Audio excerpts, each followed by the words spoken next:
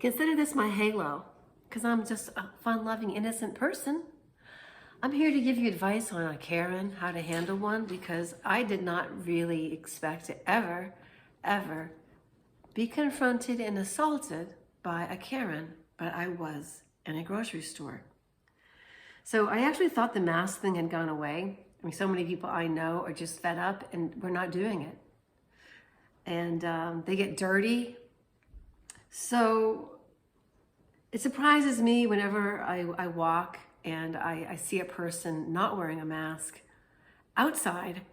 They put the mask on 20 yards away, and then I turn around to look and they take it off. That's that person's reality. That is that person's reality. So the Karen reality is that, because she told me, she's like, you people are the reason why we still have the pandemic. So in her phantasmagorical, hellish reality, masks will never go away. We're the reason why we still have the pandemic. And it's like, in her version of reality, wearing the mask is the same sign of a new beginning as one would consider a bluebird in the spring. When the birds come back. Yeah, as long as everybody has masks. So the Karens and the people who wear masks as you're walking by outside are so crazy that it's important to have rationale. Now this woman got into my space, did not touch me. There was no assault, but had she continued, there would have been. Because she was in the way of me leaving the grocery store line, and she stepped up to the plate where I do my transaction, where the credit card machine is. I paid cash for this particular set of groceries. I can't remember whether or not she came after I did the change or before, because it just happened so fast. She swooped in, for she had seen me in the produce section, and I recognized that this person was not altogether qualified to be a decent human. So she got so close to me, her mask, I could see the dirt on the rims. She had these angry eyes. Her eyes were beady, they were red. Her skin that I could see looked like it was irritated. She had a shapeless, formless body stuffed into a blue cardigan. And her pastel-colored mask was one of those big felt versions that you could barely hear her. And she's going to you. I could see ring around the muffler. In the States, they have this thing called ring around the collar. You know, you've got ring around the collar. And it used to be what people would say in a commercial to shame the other person. So the collar would be coming out and you could see the neckline where the person's basically dead skin cells slough off on the cloth. So this Karen, she had it all around her muzzle, and it sounded just like a muzzle. She was angry. She looked like she was going to do me bodily harm. So I decided to go ahead and arm myself up with some things I can say next time a person does do this, if they do. And so I know, because I did study paralegal law, that personal injury is a civil crime, and I can ask her for her information. I can say, ma'am, I need your name, your phone number, and your contact information. I need your license right now. I'm making a citizen's arrest. I'm making a citizen's arrest because you are assaulting me. And what is the definition of assault? An assault is the threat or perceived threat of harm, okay? So assault means something very specific. When it comes to torts, T-O-R-T-S, this is in common law in the United States of America. So it refers to an attempt or threat of violence. So then when this Karen came up into my face, close enough for me to see, I was surprised. I was thinking to myself, she's not afraid of the 6-foot law anymore. Her anger has turned her, her rage has turned her into a person who's no longer administering to the rules that she's purported to want to uphold. She's now in my face. So I can say, ma'am, I am about to make a citizen's arrest. I could call her Karen, but that'd piss her off. Ma'am, I am about to make a citizen's arrest. You are assaulting me. I need your license right now. And see what that happens. I was actually ready to drop kick her. I was ready to actually land on the ground and kick her legs up from underneath her. Or to at least bar her with my elbows. But she didn't make any violent moves towards me when I stood my ground and told her, get out of my way. But if I have another, Karen like that, I want to be able to say to her, I can sue you in civil court for compensatory damages. That's only if I have an injury sustained. And then I also can get her for battery. Nominal damages act as an acknowledgement that a person has suffered a technical invasion of rights. So a person coming up to another person in a grocery store and in their face acting like they're a dog barking at you, and they're taking you away from your right as a customer to enter that store and obtain groceries.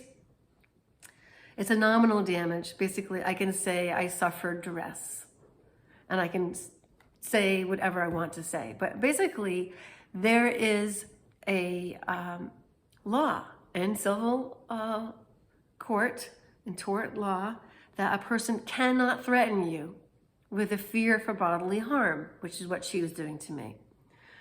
They are awarded in cases where there is no actual injury, because a person can be perceived as a threat. The other one is punitive damages. Punitive damages sometimes may be awarded in particularly egregious circumstances as a way to punish the wrongdoer. Punitive damages go above and beyond compensatory damages. I know about this. It's doubtful that she would have punitive damages, but at least I can threaten it.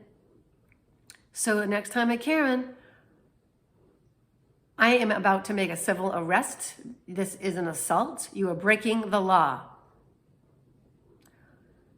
That sort of thing. Anyway, that's how to handle a Karen next time. I didn't try laughing because she was way too violent. And I didn't try reasoning with her because she was unreasonable. I just used energy. I just used my energy to not back down and to basically look at her, really look at her clearly. Like that. And then just say, get out of my way. And then keep looking at her as she's muffling her obscenities. So anyway, that's how you handle a Karen. In the meantime, I think I'm going to learn some self-defense skills. And I'm going to look at if somebody actually, if she touches me first, can I drop kick her? Which is I drop and then kick her. Or would then I be charged with something? So I may have to forego the temptation. I'll let you know if it happens. But in the meantime, okay, I'm on online dating. So I told this guy, Paul, I had my first Karen incident. I'm testing to see where he's at. I mean, the enlightened guy blocked me after I asked him if he had altered his blueprint, like if he had actually altered his body in any way, shape, or form. I mean, don't people know, the mainstream people? You guys are like the big meanies. You guys are the big crybabies. You're the ones that are fraidy cats, but you're not the majority. You're just the loudest. You're just the loudest and the most obnoxious. Not everybody believes what you think. Not everybody believes these like lies. It's like, I'm not altering my body. I'll put beauty cream on it, but I'm not altering my body. I'm not covering up my face so I can't breathe properly. That's insane. That's insanity.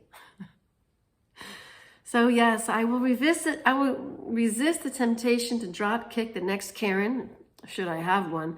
But since the first one I have confronted since being maskless this entire time, yes, I'm that person who, when I was told to leave the store, gladly left the store. No problem.